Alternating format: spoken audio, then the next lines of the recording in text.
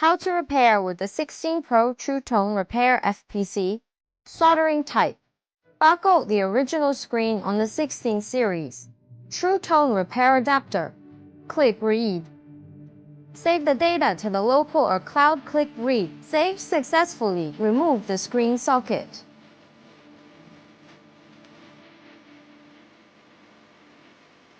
Then align the JCID True Tone Repair FPC soldering type with the screen socket.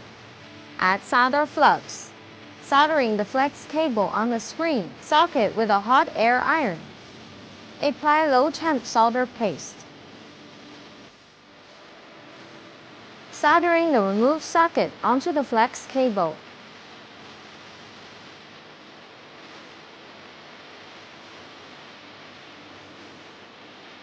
Pay attention to fixing both sides of the socket securely.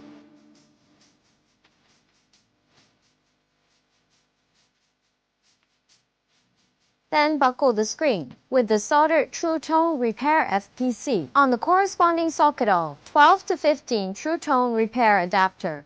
Click Open File. Open the original screen data that we saved. Click Write. Select Third.